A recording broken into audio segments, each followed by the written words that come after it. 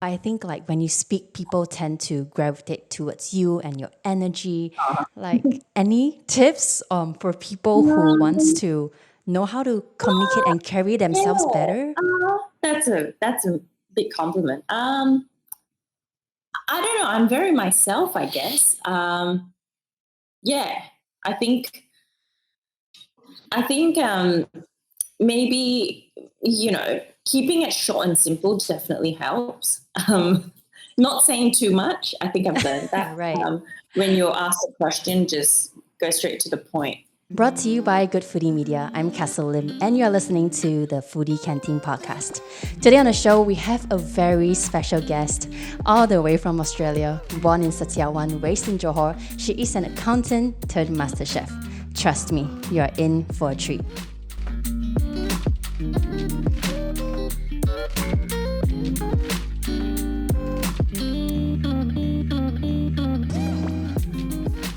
Hey Dinah, welcome to the show. Hi, Castle. Lovely to meet you again.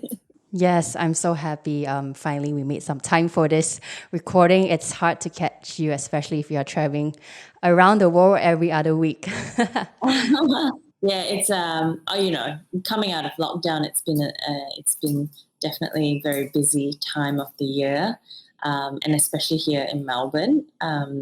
Yeah, there's lots of events happening. I'm not sure if you follow like what's been happening here. So they've got like the Grand Prix last weekend, which is like the Formula One, and then Yeah. before that we had like the tennis. So there's so many events happening, which is kind of back to back. So it's been a busy time. Yeah, this is so exciting. Like, so good to be going out there in the world and being a part of the community Yeah. again.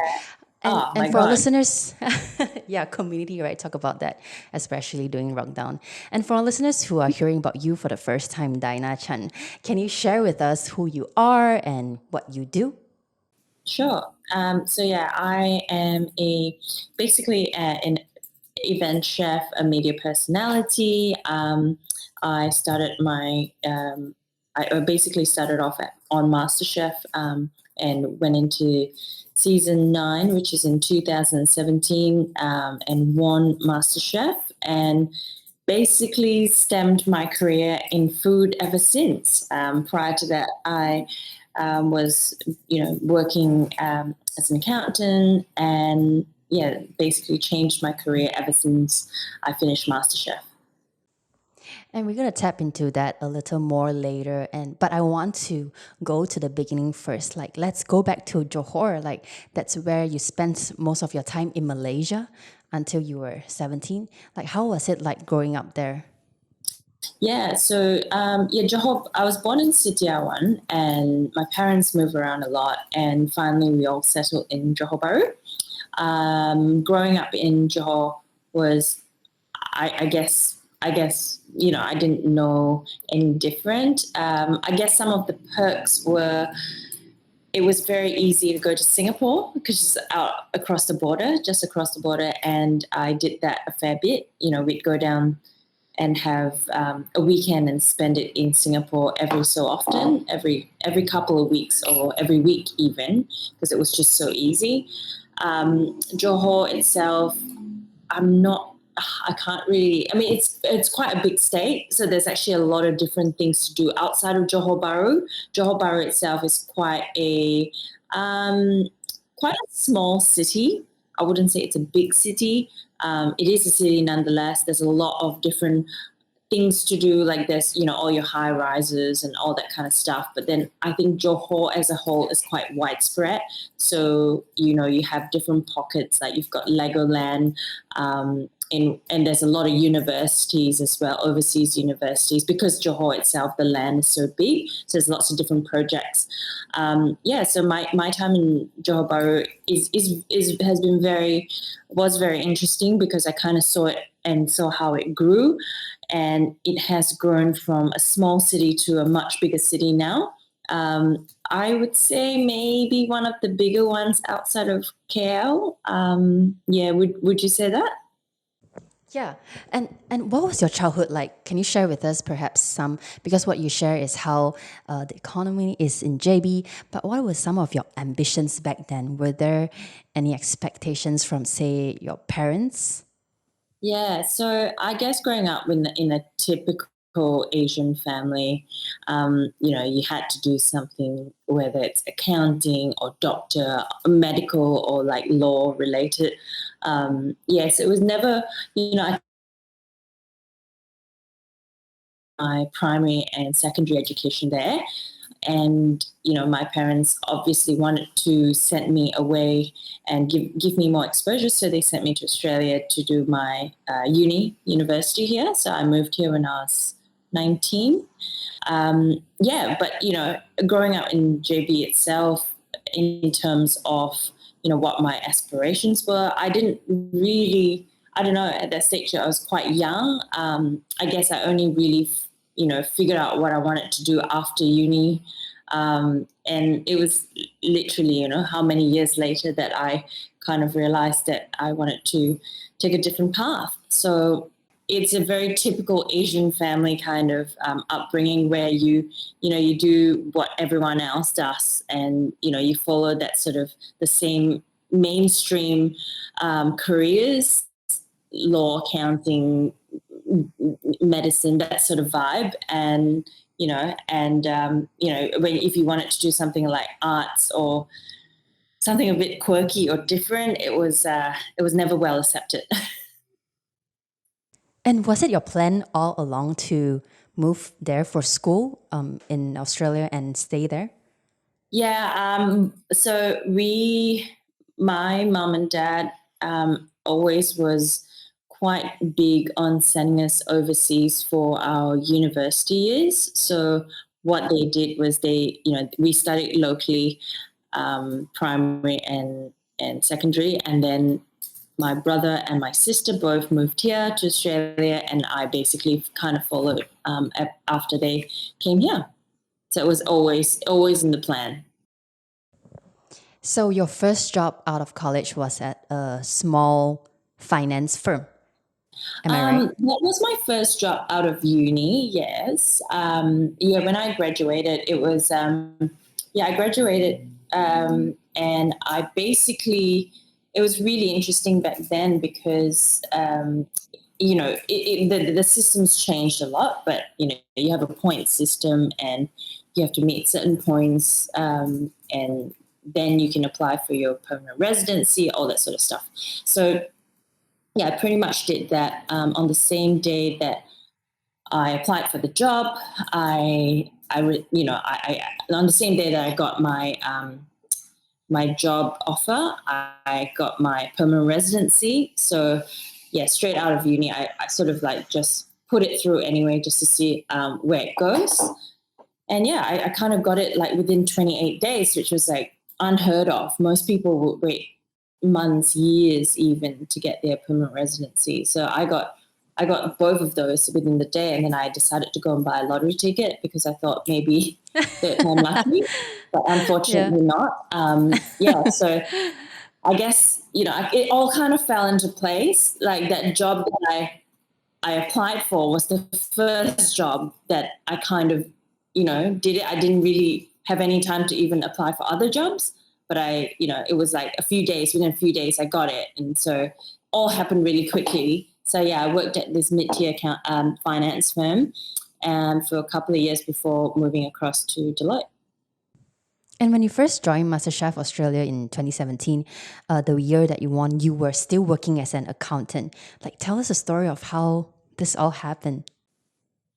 Yeah, so I was basically working in the corporate kind of career, and I guess my friends kind of urged me to apply for it, and I moving, sort of like going back when I first moved to Australia, so 2006, and then 2009 was the first year that MasterChef Australia started, and I watched it religiously every year.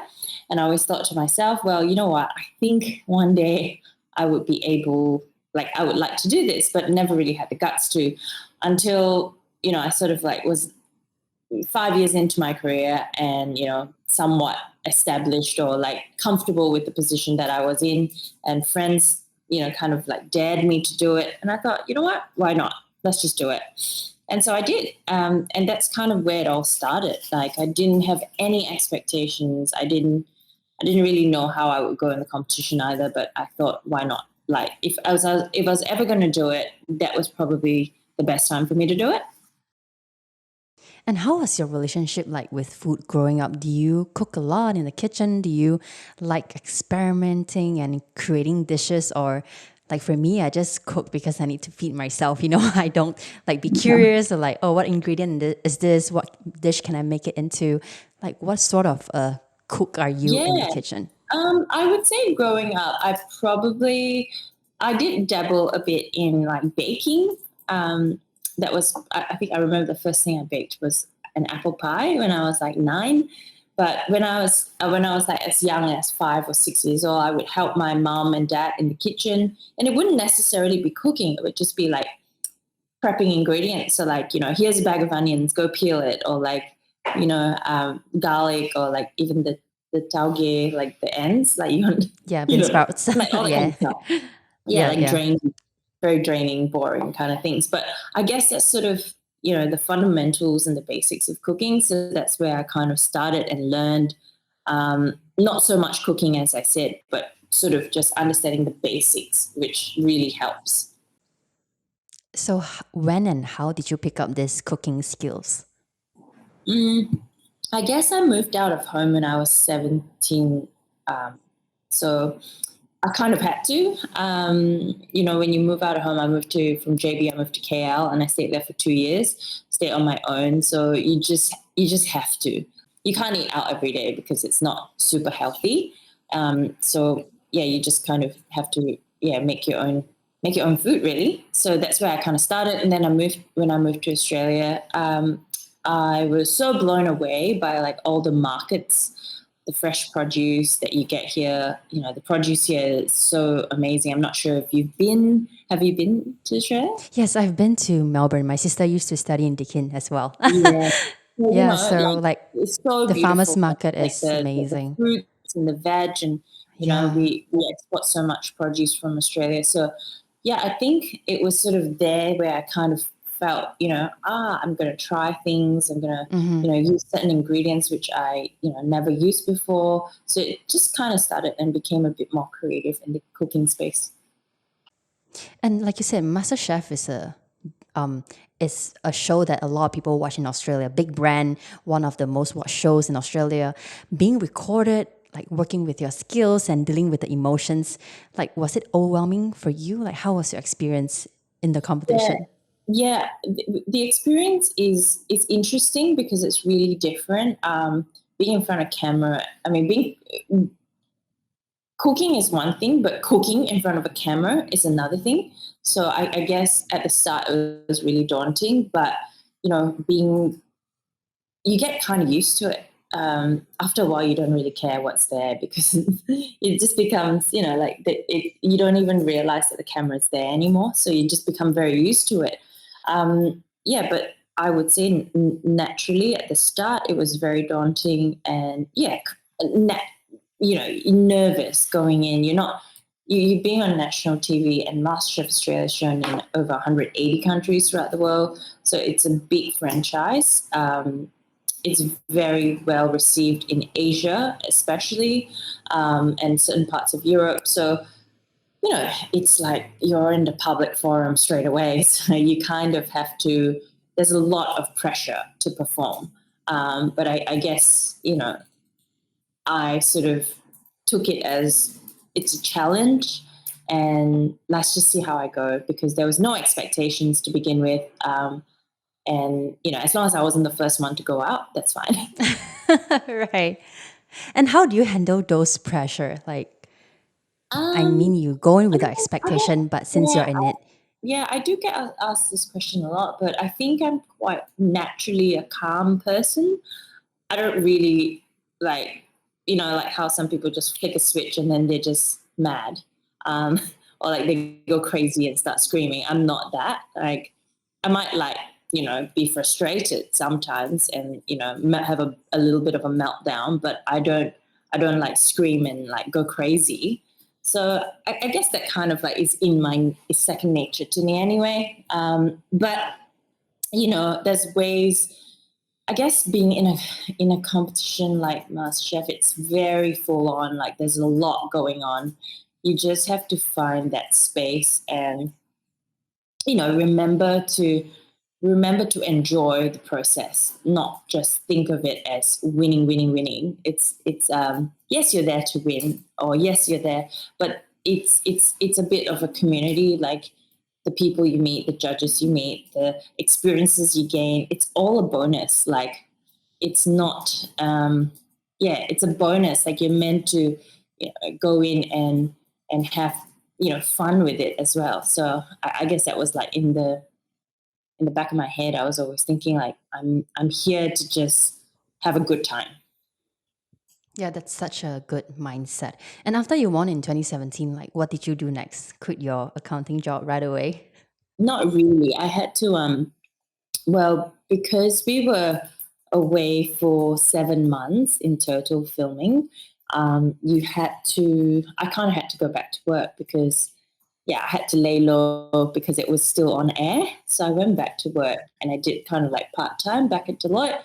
I did that for about a few months, 4 to 6 months. And then I quit and I started off, I started a pop-up restaurant called Canteen, and that was, the start of 2018.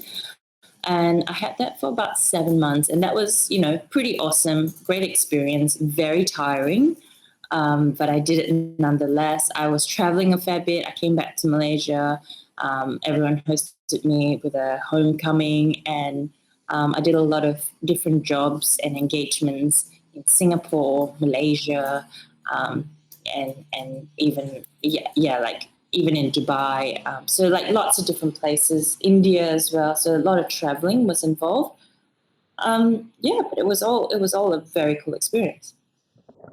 But what was, like you said, you were traveling all over the world, Southeast Asia, Dubai, and India. What were some of the opportunities that came along with this new title? Like you go to these places and you give them a talk, a speech. The jobs that the way it's endless. Like I can pull up my folder and, there's engagements that range from corporates to, to banks, to investment firms, to government jobs. So it just ranges. So every I kind of group that into like event chefing or guest chefing. So when you get to create a menu and invite it to do a guest chef event, whatever the company or the client might be, it's all different. And it depends if it's a corporate, they might, obviously get you to do something for their top clients. If it's government, it generally is something for like the delegates and stuff. So it can be it's very varied. And going from corporate as an accountant to a role that requires creativity and perhaps an entrepreneurial mindset, like starting your own brand, was it something you have imagined yourself doing this? Not really, because I didn't really expect. I mean, I always thought I would do something interesting or fun in life. I just didn't know what it was. But I guess it wasn't unfamiliar. It was, a lot of what I do comes down to like networking, staying relevant, and just being creative comes from getting the jobs, winning the jobs, and doing them. But just sort of doing different things that sort of help to push that and to win jobs, basically. And I see you, I feel like you're a woman of all things, from starting your life as an accountant to a chef, now an entrepreneur and a media personality. How long does it take for you to like step into this? I'm not saying like age-wise, because I think a lot of people who are listening to this podcast, we're all trying to find our zone of genius.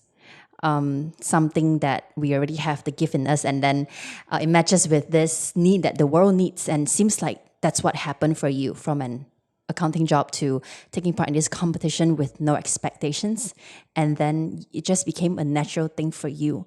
Like, how was the process like? I don't think it's so much a process. I think it's more. I think it's more. I don't know. Some people either see. I think for me, MasterChef is a platform, right? And then what you do with it, or how you know, how you sort of maintain that, and how you grow from that is entirely, um, it's entirely up to you. I personally have been very fortunate because I guess by winning it, you instantly get that sort of exposure.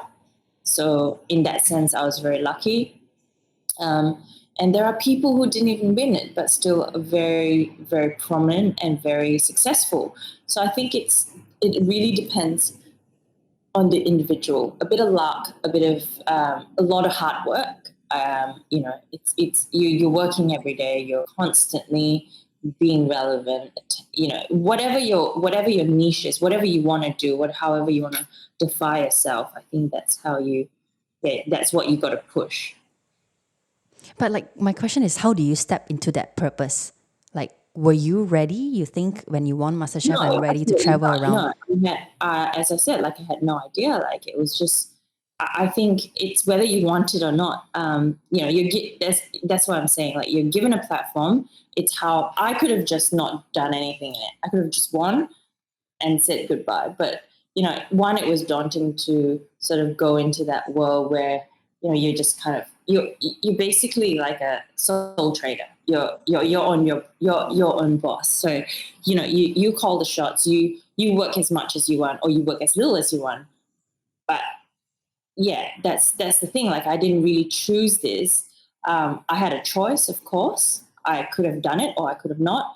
But yeah, I'm glad I did, and that's the thing. Like for most people who have succeeded and have tried it, and some people just hit a roadblock, and maybe it's not for them, but that's fine, and they've gone back to their own careers, which is totally fine. Being on MasterChef, winning MasterChef, going to the top 10, blah blah blah, all that sort of stuff is a bonus. But what you do with it after is entirely up to you. Like I was saying earlier, like you can win it and still not be in food. Like I could have easily, but it was there were so many opportunities for me. There's so many doors that opened up for me that it was, I like it. Like it was a dream come true. It was a passion. Like I never thought about it being a passion, but until I was in it, I realized how much I enjoyed it. Like the part of what I do is not the same thing every day. I do something different every day, and I guess that's why I enjoy it so much. And it's been a few years now since you got the title. How do you sustain the spotlight and make it last? I would say, coming off that, yes, there's always, there's always an association to me being on MasterChef, but I guess, like in the last 3 years, I've done a couple of seasons of my own TV show, and that's a lot of people will be like, oh, that's the girl from Asia Unplated. Like, so you kind of build your brand from there. So oh, that's the girl who has her own range of dumplings. Like, it's, yes, you stem from there, but then you branch out and you do different things that sort of that people can identify you with, not necessarily just from MasterChef, but in different space as well. I see from your Instagram you're always having dinner parties, making delicious spreads. Can you perhaps share with us a tip or two on how to best host a dinner party? Of course. Yeah, I do love hosting a dinner party. I do it very often, actually. Although I don't really see it as a dinner party every day, but, my friends always say it is. I just see it as like just normal cooking. I think I'm just so used to it growing up in a household where my mom would make like 5 different dishes. Um, and then it's like, oh, suddenly it's a dinner party. But yeah, for me, I would say, keep it quite simple. Like, stick to one, like have a theme. Don't do like different cuisines all at once, because sometimes that can like convolute it and make it too confusing. I think there's a lot of cheap ways you can do.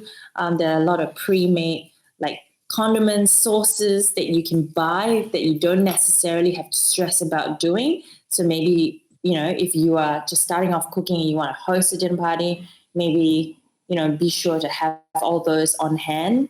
A cheese platter is always a good one, like for starters, because it's always wow, but you didn't make the cheese, you just assembled it. So it looks nice, fruit platters, getting desserts, making dessert, like a simple dessert, or even if you bought it and you can buy or if you make dessert and you bought the ice cream or something like that. There's always like a little, all the little extras that add on and add layers. In terms of the food, I would say, keep it simple, stick to one cuisine or two, or fusion or whatever you want to call it. But don't overcomplicate things. People coming to have a good time, and they don't want you stuck in the kitchen the whole time. So make sure you try and stagger things, like, if you're doing things on the stove, maybe have some things in the oven, or you can, free up. So you're not cooking all at once. Or if you have a barbecue outside, maybe cook some stuff on the barbecue, and then you can have some things that you're cooking on the stove. So it's like, balances out. So you're not like constantly on the stove slaving away. These are all really, really good tips. And my final question is, this is my second time meeting you, but I've seen clips of you on YouTube during the competition. And I think you're one of the few people that I've met that can really speak really well. And I think we might think that, this is a normal trait that everyone can communicate well. But I think like when you speak, people tend to gravitate towards you and your energy. Like any tips for people who wants to know how to communicate and carry themselves better? That's a big compliment. I don't know. I'm very myself, I guess. I think maybe, keeping it short and simple definitely helps. Not saying too much. I think I've learned that. Right. When you're asked a question, just go straight to the point, wrap it up quickly. Otherwise, people lose interest. That's one good tip, I guess, I've learned. Having eye contact, being engaged, expressions, being animated. People love that. People don't want to talk to a brick wall with no expressions. I guess that's kind of, but I don't know. Apart from that, I'm kind of like just easygoing, nothing really that's too personal to ask. Or if it is personal, I probably would just, deflect it and go in a different direction. But I don't know if those are tips, but. No, it works. Diana, I really thank you so much for coming on and sharing your story. I'm sure our listeners will have to take away a thing or two, especially the part where you talk about dinner parties. I find it really useful. Thank you again. All right. Thank you. See you. Have a good weekend. You have just listened to Foodie Canteen. This show is produced by me, your host Castle Lim, and co-written by Sulin Chung.